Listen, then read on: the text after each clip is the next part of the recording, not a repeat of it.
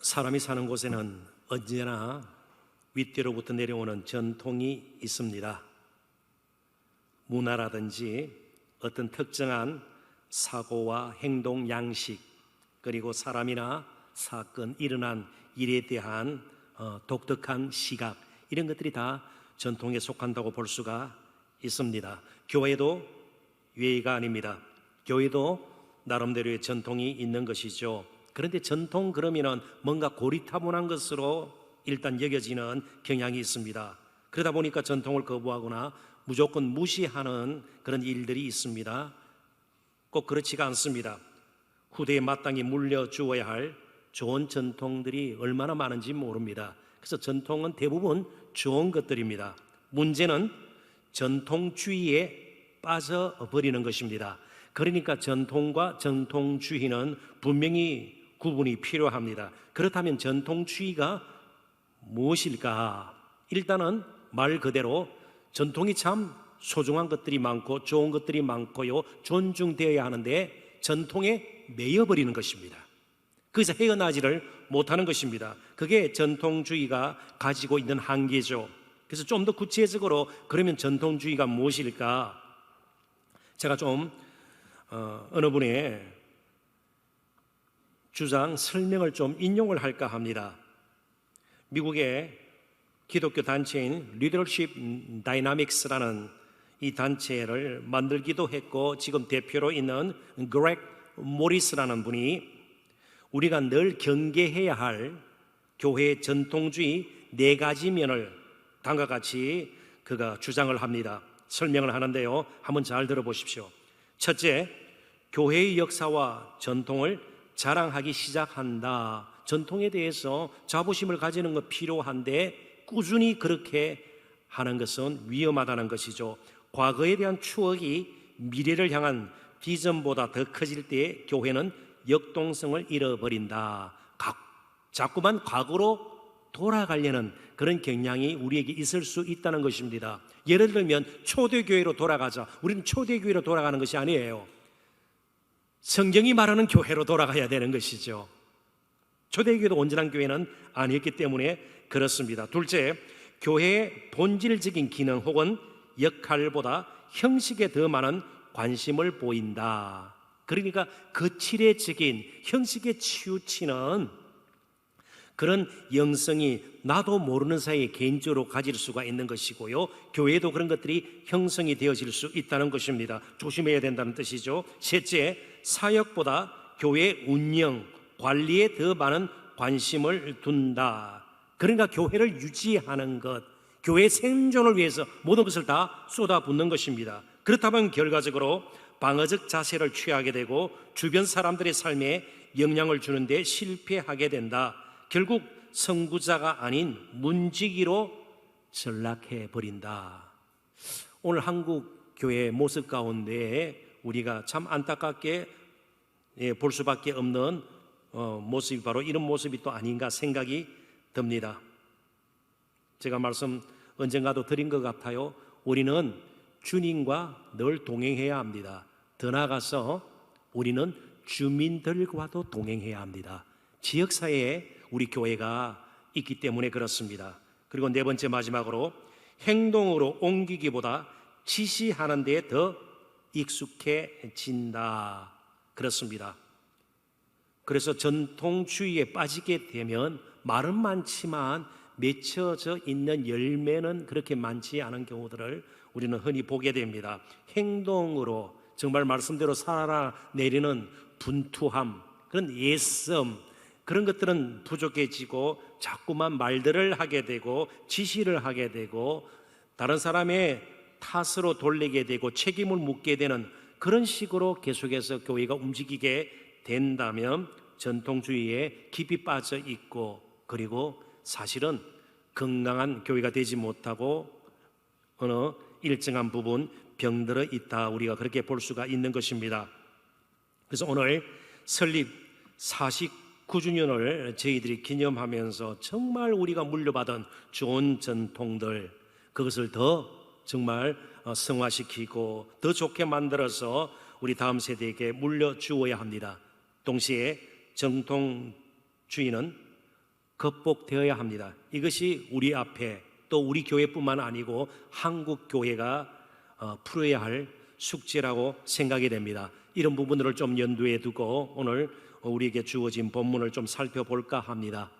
정말 하나님께서 주시는 좋은 믿음의 이 전통들이, 신앙의 유산들이 대물림이 되어야 하는데 말이죠.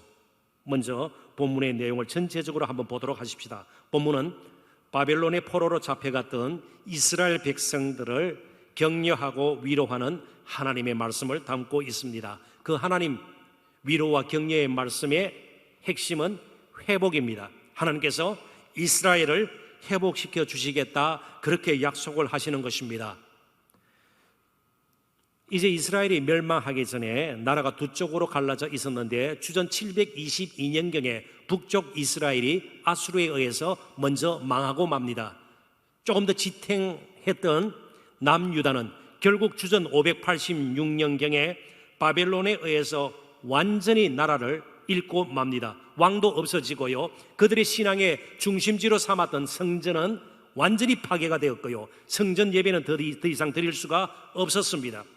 그리고 일부 백성들, 한 5만 정도 되는 백성들은 바벨론의 포로로 잡혀갈 수밖에 없었습니다. 그러니까 일상이 무너져 버렸습니다. 신앙생활 마찬가지였습니다. 소망이 없는 암울한 하루하루를 보낼 수밖에 없는 그들이었습니다. 그러면 제일 먼저 나타나는 현상 중에 하나가 하나님이 도대체 누구신가? 하나님은 우리를 위해서 무엇을 하시는가? 하나님에 대한 의구심이 생기기 시작했습니다. 그런 이스라엘 백성들의 형편을 잘 아시는 하나님께서 이사야 선지자를 통해서 이스라엘의 회복을 약속하신 것입니다. 물론 이 회복은 1차적으로 바벨론 포로지에서 이스라엘 백성들이 옛 땅으로 돌아오는 것을 의미합니다. 그러나 진정한 궁극적인 회복은 여호와의 종으로 이사야서에서 그려지고 있는 메시아, 바로 우리 주님 예수 그리스도께서 오셔서 하나님 나라를 이 땅에 세우고 완성시키는 것임을 우리는 동시에 기억해야 합니다. 그런 일을 위해서 하나님께서는 언제나 새 일을 행하실 수 있는 분임을 이스라엘은 알아야 했고 우리 또한 계속해서 알아야 합니다.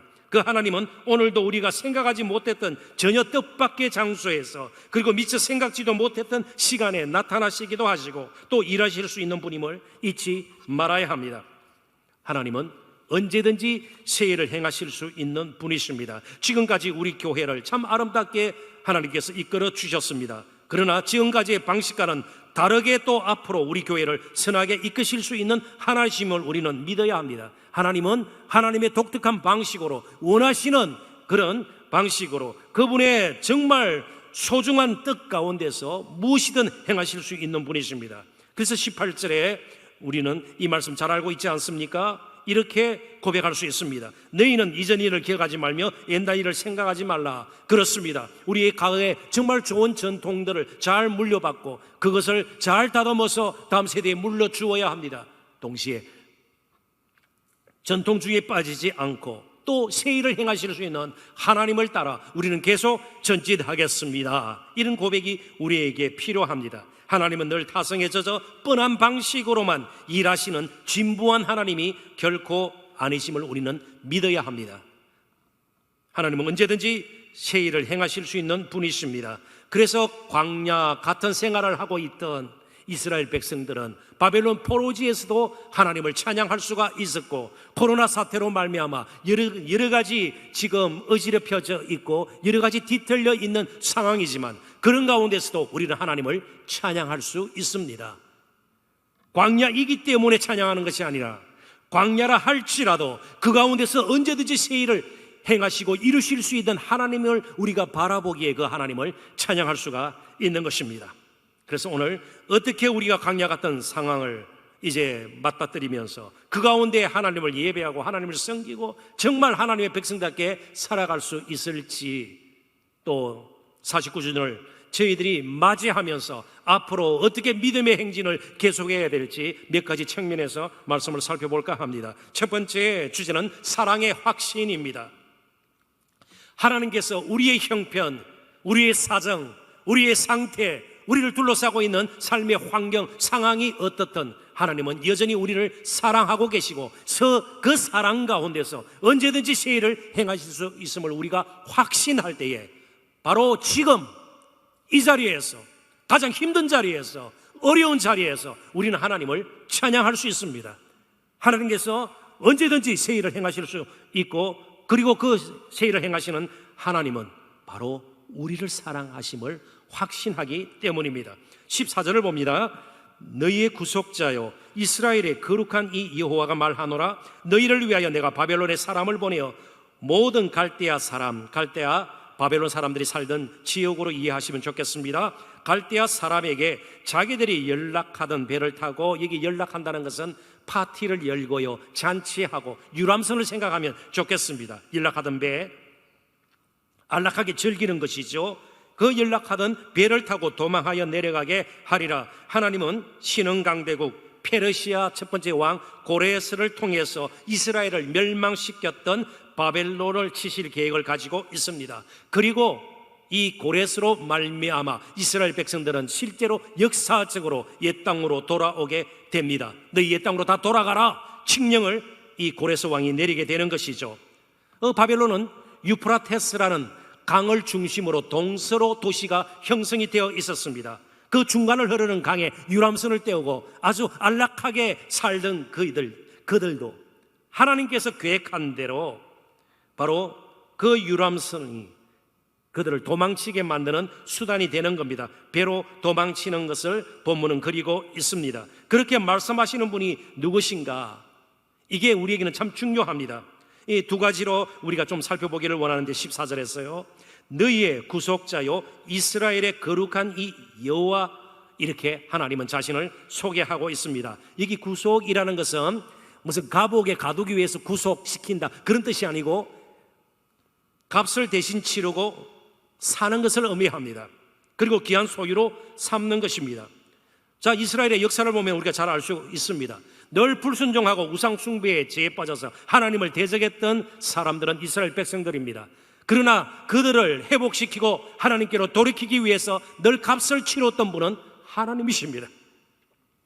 하나님께서 대신 값을 치르시고 다시 불순종하고 곁길로 갔던 이스라엘 백성들을 인도하시는 거죠. 지금도 마찬가지입니다. 이스라엘 백성들을 다시 회복시키기 위해서 하나님은 값을 치를 준비를 하고 계신 분이십니다. 자, 구약에 우리들은 호세아서라는 선지서를 기억하게 됩니다. 거기에 정말 아주 이상한 하나님의 명령이 떨어지는 것을 보게 됩니다. 호세아 선지자에게 결혼을 하라는데 아주 기분 좋은 결혼이 아닙니다. 누구하고 결혼을 하라고 하면 자기 몸을 팔던 창녀 고멜과 결혼을 하라고 그런 겁니다. 도저히 격이 맞지가 않습니다. 하나님의 거룩한 부름을 받은 선지자와 몸을 팔던 창녀 고멜이 부부가 되는 것입니다. 참 감당하기 힘든 하나님의 명령이죠. 그래도 하나님의 말씀을 따라 이 선지자가 창녀 고멜과 결혼을 하게 됩니다. 참 거두어 준 것이죠. 그것만 해도 고멜에게는 참 감사한 일입니다. 다른 사람도 아닌 선지자와 함께 가정을 이루고, 그래도 좀 더 하나님 앞에 가까이 나아갈 수 있는, 하나님 곁에서 살 수 있는 기회가, 복이 그에게 주어지지 않았습니까? 그러나 이 창녀 출신의 고멜은 다시 정욕이 부리듯 하면서 다른 남자에게로 도망치고 맙니다. 배신한 것이죠. 그러면 이제 모든 것이 끝났다, 별 수 없구나가 아닙니다.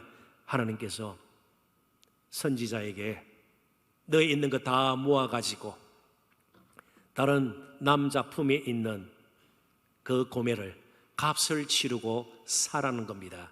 대신 값을 치르라고 그러는 것이죠. 그리고 다시 데려와서 살아나는 겁니다. 이게 구속의 사랑이에요. 이스라엘 향한 사랑이에요.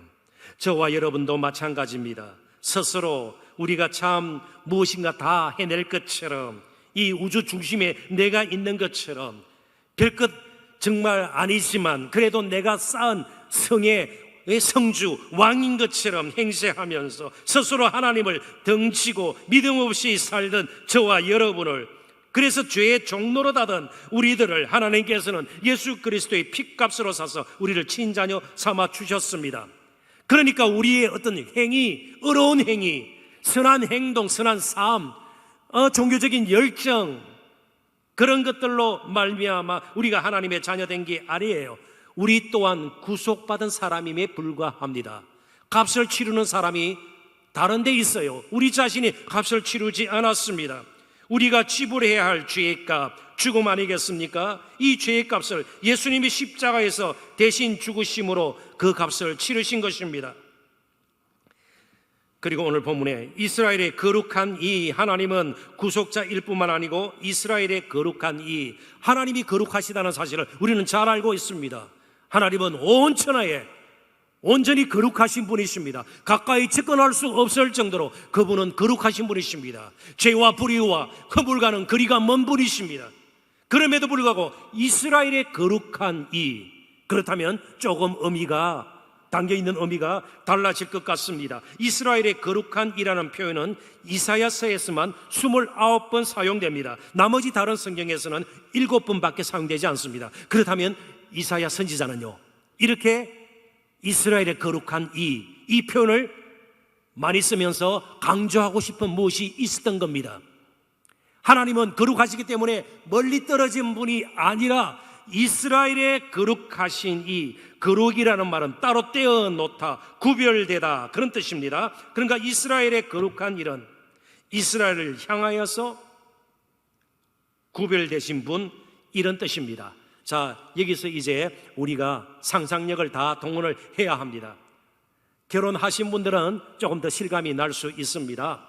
부부 사이는 무엇으로 맺어지는가 하면 결혼 서약을 한 그 사랑으로 연결이 됩니다. 그죠? 부부를 끝까지 지탱할 수 있는 것은 서약한 바로 그 사랑 때문 아니겠습니까? 아무리 다른 것으로 부부 사이를 계속해서 관계를 맺게 하려고 애를 쓴들 사랑이 식어버리면 관계가 끝나버리는 것입니다. 그래서 이 결혼 서약이 그만큼 중요하죠. 자, 그렇다면 신랑이 결혼 서약을 하고요, 신부를 사랑할 때에 그 서약한 내용 가운데서 계속해서 사랑이 지탱이 되어야 합니다. 그런데 딴 여자를 그런 식으로 사랑하면요, 결혼관계는 무너질 수밖에 없습니다. 신부도 신랑에게 그런 사랑을 계속 보여야 합니다. 이게 구별된 사랑이에요. 물론 가난하고 헐벗고 어려움에 처한 이웃들을 사랑해야 되는 마음이 있죠. 그렇지만 부부 사이의 사랑은요, 특별한 사랑이에요. 구별된 사랑이에요. 결혼 서약으로 말미암아 따로 떼어놓은 사랑이에요. 그런데 다른 사람에게 그런 사랑을 베풀면요, 아내에게 베풀어야 할 사랑을요, 다른 여자와 하면 그걸 간음이 되는 것이죠. 외도라고 그러는 것입니다. 그러면 그 사랑은 깨어지는 것입니다. 하나님께서 이스라엘의 거룩한 이 말은요, 하나님께서 특별히 이스라엘을 사랑하기로 작정하시고 언약 주신 대로, 약속대로 끝까지 신실하게 사랑하시겠다, 그런 뜻이에요. 우리에게 어떤 일이 일어나도, 사람이 볼 때는 형편없는 삶을 살아가더라도, 그래도 예수 그리스도 안에서 이제 저와 여러분을 자녀 삼으시고 하나님의 백성으로 삼아주셨기 때문에 이스라엘의 거룩하신 이 하나님은요, 그 사랑을 결코 거두지 않습니다. 언젠가도 말씀드린 것처럼 우리의 행동이 좀 나아진다고 사랑이 더 커지거나, 우리의 행동이 좀 형편없다고 해서 사랑이 줄어들거나 그럴 일은 없다는 겁니다. 이미 예수 그리스도 안에서 온전한 사랑을 우리에게 보여주셨습니다. 이게 이스라엘의 거룩한 이에요. 이스라엘만을 향해 온전히 사랑을 쏟아붓는 하나님이십니다. 그래서 하나님은 때로 질투하시는 하나님, 사랑을 빼앗기고 싶지 않은, 이스라엘과 정말 나누기를 원하는, 친밀한 교제를 나누면서 부부처럼 살아가기를 원하는 하나님의 그 속성을 질투하시는 하나님으로 성경은 표현하고 있습니다. 15절도 보십시오. 나는 너희의 여호와 너희의 거룩한 이요. 계속해서 하나님은 이스라엘을 향한 그 신실한 변함없는 사랑을 말씀하고 있습니다. 이스라엘의 창조자여, 내가 너희를 치었고 너희에게 필요한 것을 언제든지 공급할 수 있는, 우주 만물을 치으시듯이 언제든지 너희들 가운데 새로운 일을 시작할 수 있는 그런 하나님의 힘을 말씀하시고요, 너희의 왕이라 은혜와 자비로 긍휼로 진리로 그리고 의롭게 이스라엘을 다스리는 하나님의 힘을 보여주고 있습니다. 아끼고 돌보고 소중히 여긴다, 그런 말씀입니다. 우리에게 어느 때보다도 사랑이 필요합니다. 어느 때보다도 사랑의 확신이 필요하고요, 우리 사이에 사랑이 조금씩 흘러야 됩니다. 어려울수록 그렇게 돼야 돼요. 코로나 사태 때문에 많은 사람들의 마음이 얼어붙어 있어요. 다 불안해해요. 그런 가운데서 어느 때보다도 하나님께서는 서로 사랑하도록 사랑의 선물을 우리에게 주셨습니다. 우리 능히 사랑할 수 있어요. 사랑할 수 있도록 언제든지 우리 가운데서 일하실 수 있는 분이십니다. 좀 이렇게 예를 들어볼까요? 얼마 전의 일입니다. 제가 새벽 기도를 인도하기 위해서 좀 일찍 집을 나섰습니다. 그리고 교회에 거의 다다랐습니다. 교회 정문 앞에 횡단보도가 있지 않습니까? 신호가 바뀌기를 기다리고 있는데 교회 앞에 아주 순하게 생긴, 곱게 또 생기기도 했어요, 젊은 여성이 두리번거리고 있었습니다. 안을 들여다보고 있었습니다. 아마 교회 안을 들어가고 싶은 마음이 있었던 것 같습니다. 몇 번 흔들어 보더니 문이 잠겨 있는 것을 눈치챈 것 같아요. 그리고 옆에 안내문이 있습니다. 옆문을 사용하십시오. 그러는 사이에 그 여자 청년과 제가 동시에 옆문 쪽에 다다르게 되었습니다. 근데 배를 좀 이렇게 잡고 있는 것을 제가 보았습니다. 그리고 저에게 조그마한 소리로 화장실 좀 사용할 수 있겠습니까? 아마 일하러 가다가 급히, 그죠? 속이 좋지 않았던 것 같아요. 그런데 마스크를 쓰고 있지 않았습니다. 그래서 마스크를 써야 하는데요, 그랬어요. 저도 마스크는 쓰고 있었습니다. 마스크야 쓸 수 있으니까요. 그러니까 급히 백에서 마스크를 쓰고 아유 감사합니다 한 2번 감사의 말을 하면서요, 제가 알려준 화장실 쪽으로 급히 갔습니다.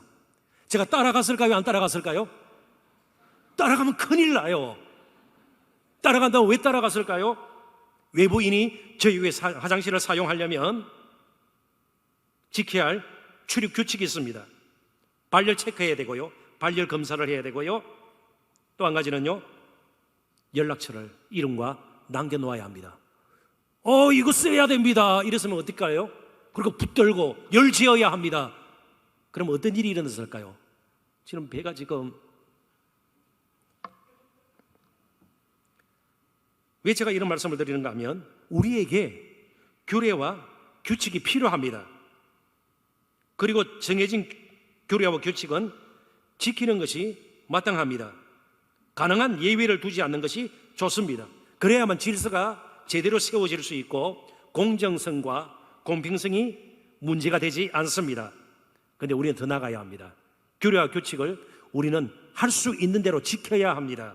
그러나 규례와 규칙이 넘나볼 수 없는 사랑만이 해결할 수 있는 삶의 영역들이 우리에게는 많다는 것이에요. 이게 우리의 몫이에요. 규례 규칙 지키고 이것으로 우리가 만족해서는 안 된다는 것입니다. 교회도 마찬가지예요. 규례 규칙 여기에 얽매여서 전통주의에 빠져서는 안 될 이유가 여기에 있습니다. 사랑으로 처리해야 될 부분들이 한두 가지가 아니에요. 당장 저와 여러분이 어떻게 이 자리까지 오게 되었습니까? 규례와 규칙을 철저하게 지켰기 때문에요? 율법에 전혀 흠이 없을 정도로 온전히 순종했기 때문에요? 아니요. 값을 대신 치른 분이 계시고 은혜와 긍휼로 자비로 사랑으로 우리에게 다가오신 분이 계시고요, 우리를 하나님 앞으로 인도하기 위해서 모든 것을 내놓으신 바로 그분이 계시기 때문에 우리가 여기까지 오게 된 것입니다. 그건 철저하게 사랑의 영역입니다. 우리가 값없이 얻은 구원이 그 영역에 속하는 것입니다. 따라서 하나님의 사랑을 확신하지 못하고 우리 서로 사랑하고자 하는 삶의 영역을 자꾸만 지워버리고요, 다른 것으로 채우려고 하면 할수록 우리의 예배는 타성에 젖은 것이 되어버리고 가정 또한 흔들리기 시작할 것입니다. 그리고 무엇보다도 교회는 전통주의의 늪에 빠져서 복음의 역동성을 잃게 되고 가장 차가운 공동체로 남게 될 것입니다. 하나님의 사랑을 확신하지 못하고 서로를 사랑하지 못하는 것이 어떤 면에서는 위기요 불행입니다. 그래서 두 번째, 우리가 광야 같은 상황 가운데서도 하나님을 찬양할 수 있는 또 다른 이유가 있습니다. 그것은 하나님께서 약속하신 것은 어떤 일이 있어도 하나님께서는 크신 권능으로 생각지도 못했던 그분의 능력으로 이루실 것을 우리가 믿기 때문입니다. 16절부터 20절 조금은 깁니다마는 내용은 그렇게 어렵지가 않습니다. 단순합니다. 나 여호와가 이같이 말하노라. 바다 가운데에 길을, 큰 물 가운데에 지름길을 내고 병거와 말과 군대의 용사를 이끌어내어 그들이 일시에 엎드려져 일어나지 못하고 소멸하기를 꺼져가는 등불 같게 하였느니라. 너희는 이전 일을 기억하지 말며 옛날 일을 생각하지 말라. 보라, 내가 새 일을 행하리니 이제 나타낼 것이라. 너희가 그것을 알지 못하겠느냐? 반드시 내가 광야의 길을, 사막의 강을 내리니 장차 덜짐승 곧 성냥이와, 성냥이는 들깨의 일종입니다. 타조도 나를 존경할 것은 내가 광야의 물을, 사막의 강들을 내어 내 백성 내가 택한 자에게 마시게 할 것이라. 먼저 앞부분은 홍해를 갈라서 이스라엘 백성들을 애굽의 압제에서 건져내신 하나님의 그런 놀라운 모습을 보여주고 있습니다. 아무리 애굽이 강하고 병구와 말과 군대의 힘이 세다 할지라도 하나님 앞에서는 꺼져가는 등불과 다름이 없었음을 하나님께서 말씀하고 있습니다. 물론 이제 하나님께서는 바벨론을 멸하실 때는 또 다른 방식으로 그 일을 행하실 것입니다. 제2의 출애굽이라 볼 수 있는 예수 그리스도로 말미암는 그 구원은, 회복은 또 다른 하나님의 새로운 일이 될 것입니다. 그의 택하신 백성들을 하나님께서 특별하게 돌보시기 위해서 사막과 광야 비유를 여기에 쓰고 있습니다. 내가 광야의 길을, 사막의 강을 내리니 장차 덜짐승 곧 성냥이와 들깨의 일종이라고 그랬습니다. 타조도 나를 존경할 것은 정말 이 덜짐승들까지도 하나님께서 행하시는 일을 보고 놀라서 존경하게 될 것이고 그 예배 수준으로 하나님을 이 덜짐승들이 바라보게 될 것이라는 것입니다. 왜요? 하나님께서 그의 백성 그리고 택한 자들을 정말 놀라운 방식으로 목마르지 않도록 마시게 할 것이고 한 번도 가본 적이 없는 길을 내어주실 것이라 약속하기 때문입니다. 이쯤에서 하나님께서 사용하신 이 비유를 한번 우리가 그려보도록 하십시다. 좀 실감나게 우리의 생활에 연결시켜 봤으면 좋겠습니다. 덜짐승들은 그들만이 가지고 있는 동물적 감각이 있습니다. 그죠? 어떤 재난이 오기 전에, 지진이라든지 쓰나미, 해일이 일어나기 전에, 혹은 엄청난 기후의 변화, 이런 것들을 우리보다 앞서 먼저 감지해요. 동물적인 그런 감각을 우리는 잘 알고 있습니다. 그런데 이 광야에서 살던 덜짐승들도 어디에 물길이 있고, 그죠? 어디서 샘이 솟아나고 훨씬 사람들보다는 감지 능력이 뛰어납니다. 그런데 예측하지도 못했던 일들이 그들 앞에서 일어나게 되는 거예요.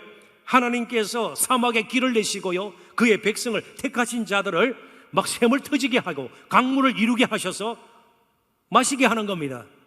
이스라엘은 60% 정도가 광야입니다. 네게버라는 광야예요. 그러니까 비가 올 때는 갑자기 강이 만들어집니다. 와디라고 그래요. 평소에는 말라 있어요. 그리고 드문드문 샘이 있습니다. 오아시스가 있을 수가 있죠. 그 정도 동물들 뛰어넘어서 어디에 또 샘이 있을 수 있겠다, 그 정도인데요, 하나님께서 갑자기 정말 뜻밖의 일들을 행하시는 겁니다. 그래서 하나님을 존경하게 되는 겁니다. 하나님을 그 예배하는 단계에 이르게 되는 겁니다. 이제 실생활에 좀 옮겨보자. 제가 그랬어요. 요즘 반려견들을 많이 가족처럼 두고 계십니다. 그죠? 여러분들 가정에도 반려견들이 있을 것입니다. 거의 뭐 딸 수준, 아들 수준 아니겠어요? 그러니까 아빠 막 그러고 그러더라고요. 엄마, 그죠? 개주인 이랬다가는 잘못하면 큰 본변을 당할 수가 있습니다. 엄마, 아빠라고 그래야 돼요. 그런데 한번 여러분들이 자식 삼은 반려견들을 놀라게 한 적이 있나 한번 생각해 보십시오. 정말 우리 가정에 베푸신 하나님의 그 놀라운 일들을 보고 반려견들이 놀래가지고 말이죠. 네? 정말 이렇게 우리 엄마 아빠가 요즘 코로나 사태로 힘들어서 개밥까지 준비할 그런 처지가 못 될 줄 알았는데 이렇게 풍성한 밥을 다 마련해 주시고, 그래서 하나님께 정말 존경할 정도가 될 수 있단 말이죠. 한번 그래서 가끔씩 그들에게 물어보십시오. 나와 우리 가정을 이렇게 돌보시고 그 크신 능력으로 인도하시는 하나님을 보고 너도 놀랐니? 그럴 때 우리 반려견들이 짖거나 꼬리를 살랑살랑 흔들면 아멘이라고 여기셔도 괜찮습니다. 그러지 않다고 두들겨 패면 이런 불신앙적인 반려견이 있나? 때려서는 안 돼요. 잘못 때리다가는 원치 않는 곳으로 가게 됩니다. 근데 반려견 이야기로 끝낼 수는 없습니다. 우리가 정말 광야 같은, 때로는 풍 파이는 바다 같은 그런 상황 가운데서도 묵묵히 하나님을 찬양하고 하나님께서 새 일을 이루실 것이라는 기대를 가지고 소망을 가지고 주신 말씀을 붙들면서 하루하루 사는 것을 우리 자녀 손들이 보고, 아, 정말 하나님은 저런 하나님이시구나. 우리 엄마 아빠가, 할아버지 할머니가 그렇게 세상적으로는 내놓을 것이 많지 않고 자랑할 것도 많지 않다 할지라도 저렇게 순수한 믿음으로 우리를 키우고 이 정도 나가야 되지 않겠어요? 그런데 우리 자녀손들이 볼 때에 그냥 믿지 않는 이웃들보다, 때로는 그보다 못한 수준에서 살아간다면 무슨 간증이 있겠고, 하나님을 존경하고 크신 하나님을 향해서 찬양을 이어갈 수 있고 신앙의 대물림이 되겠단 말이죠. 이제부터는 정말 우리에게 주신 하나님의 약속이 그대로 이루어질 것을 믿고 겸손하게 그 약속을 붙들고 믿음을 가지고 사는 저와 여러분이 되셔야 되는 것입니다. 우리 교회가 정말 앞으로도 든든히 세워지기 위해서는요, 정말 하나님의 그 크심이, 신실하심이 원동력이 되고 동기가 되어야 합니다. 그러지 않고서는요, 코로나 전이나 후나 사실 변할 것이 많지 않을 것입니다. 늘 우리가 안타까워했습니다. 참 때로는 보면서 답답해했습니다. 무슨 말입니까? 주일에만 잠시 활기를 띠는, 흥청거리는 그런 교회가 되어서는 안 된다는 것이에요. 마치 5일장이 쓰듯 7일장이 쓰듯 이제는 그 시대가 끝났습니다. 언제 어디서나 광야 같은 상황이라 할지라도, 모든 것이 끝난 것 같은 그런 답답한, 정말 절박한 상황이라 할지라도 하나님은 언제든지 새 일을 능히 이루실 수 있는 분임을 확신해야 합니다. 그분은 전능하신 분이십니다. 저와 여러분을 지으신 분이십니다. 그래서 저는 성도 여러분들에게 이 책을 좀 여유가 되시면 읽어보시라, 좀 이 책을 소개를 드릴까 합니다. J.D. 그리어라는 분이 쓴 책입니다. 하나님을 하나님 되게, 아주 탁월한 복음주의적인 목사님이십니다. 신학을 깊이 공부도 하셨습니다. 미국의 차세대 리더 중에 한 사람입니다. 하나님을 하나님 되게, 원제는 좀 더 의미를 우리에게 잘 부각시키고 있습니다. Not God enough. 정말 하나님 한 분만으로 충분하지 않은가? Not God enough. 그리고 이어지는 부제가 Why your small God leads to big problems. 왜 하나님을 작게 만들어서 날마다 그렇게 엄청난 문제들 가지고 씨름하는가? 문제보다 더 크신 하나님 안에서 충분히 평강과 쉼을 유지할 수 있음에도 불구하고 하나님을 작게 만들어 놓고 마치 모든 문제가 내 인생을 완전히 뒤엎을 것처럼 그렇게 스스로 무너지고 마는가? 하나님을 하나님답게 만드는 것이 가장 시급한 일이다 말이죠. 그리고 이렇게 썼습니다. 그 책의 핵심 주제이기도 합니다. 대부분의 그리스도인은 하나님을 거부하지 않았다. 단지 하나님을 축소했을 뿐이다.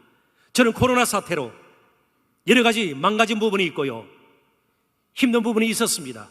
앞으로 복구되지 않거나 여전히 어려운 가운데 지내거나 우리가 또 계속해서 그런 시간들 보내야 될지 모르겠습니다. 그러나 코로나 사태로 하나님의 크심을 다시 먼저 우리 자신이 마음속에서 그려볼 수 있기를 주님의 이름으로 축원합니다. 하나님은 크신 분이세요. 하나님은 크신 분이십니다. 그래서 참 조심스럽습니다만은 이렇게도 저는 말씀을 드리고 싶습니다. 교회가 커질수록, 그리고 사역이 많아질수록, 사람들이 많이 모일수록 자칫 하나님을 작게 여길 수 있는 위험은 언제든지 뒤따른다는 겁니다. 목사인 지도 별 수 없어요. 사람들이 모이니까 제가 잘난 줄 알고, 제가 목회를 잘하고 설교를 잘했기 때문에 이런 식으로 가서는 안 된다는 것입니다. 교회 지도자들도 마찬가지입니다. 그럴수록 더욱 겸손히 하나님의 크신 놀라운 일을, 새로운 일을 언제든지 행하실 수 있는 하나님의 은혜다. 그렇게 우리들이 고백할 수 있어야 합니다. 이제 앞으로 우리는 스스로 커지려고 무조건 예를 써서는 안 될 것입니다. 맹목적으로 강해지기 위해서 헛된 수고에 매몰되는 일도 없어야 할 것입니다. 능하신 하나님을 인정하고 더욱 그를 의지하는 것이 오히려 우리에게는 더 시급한 일임을 알고 하나님의 약속을 겸손히 붙들고 소망 가운데 믿음의 길을 그냥 한 발 한 발 갈 수 있는 저와 여러분이 되었으면 좋겠습니다. 마지막 결론적인 말씀입니다. 찬송의 결단입니다. 이제 이런 질문을 던지면서 말씀을 정리할까 합니다. 사랑하는 성도 여러분, 하나님은 나에게 어떤 일이 일어나더라도, 나의 형편이 어떻든, 나의 사정이 어떻든 정말 경배와 찬양을 받으시기에 합당한 분이십니까? 그렇습니다. 이제 우리가 살아 숨쉬는 동안 가장 먼저 해야 할 일이 무엇인가를 우리는 마음속 깊이 새겨야 합니다. 21절을 우리 같이 한번 읽어보도록 하십시다. 다 같이 읽습니다. 이 백성은 내가 나를 위하여 지었나니 나를 찬송하게 하려 함이니라. 아멘. 아무도 찬송하지 않더라도, 모든 사람들이 불평을 하고 원망을 하고 탄식을 하더라도 우리는 하나님을 향해서 찬송하도록 지음받은 하나님의 백성들입니다. 우리가 살아있는 것은, 이 자리까지 오게 된 것은, 앞으로도 사는 이유는 하나님을 찬송하기 위함입니다. 입으로만 찬송하는 것이 아니라 삶이 하나님의 찬송이 되어야 합니다. 그래서 하나님께서는 진정한 찬송을 듣기 위해서, 진정한 찬송을 기뻐하시기에, 그냥 타성해져서 습관적으로 하는 찬송이 아닌 진정한 찬송을 원하시기에 때로 우리를 광야로 이끄시는 것도 우리는 먼저 마음에 새길 수 있어야 합니다. 예수님께서 그렇게 사셨습니다. 다윗이 광야에서 쫓기는 신세 형편 가운데서 굴 속에서 참으로 외로울 때 오히려 더 뜨거운 찬송시를 짓지 않았습니까? 놀라웠게도 예수님께서 십자가에서 남기신 7마디의 말씀들을 한번 보십시오. 특별히 시편 22편, 다윗의 시를 대부분 성취하는 것들입니다. 예수님은 무시당하면서 힘든 가운데, 고통 가운데, 외로운 가운데 십자가 위에서도 하나님을 찬송했습니다. 그것이 물론 탄식으로, 신음으로, 아픔으로 나오는 소리였습니다마는 그럼에도 불구하고 예수님께서 십자가에 외치셨던 말씀들이 시편의 찬송들이었으면 결코 우연이 아닐 것입니다. 광야에서도 찬송은 계속되어야 합니다. 어쩌면 앞으로 이런 일은 없을 거예요. 그죠? 어떻게 찬양대가 마스크를 하고 찬양을 하는가 우스꽝스러울 수도 있을 겁니다. 그럼에도 불구하고 하나님은 찬양 받으시기에 합당한 분이시고, 우리가 평생 사는 동안 우리의 찬양은 멈출 수가, 또 빼앗길 수가 없음을 다시 한번 마음속에 확신합니다. 기도하십시다.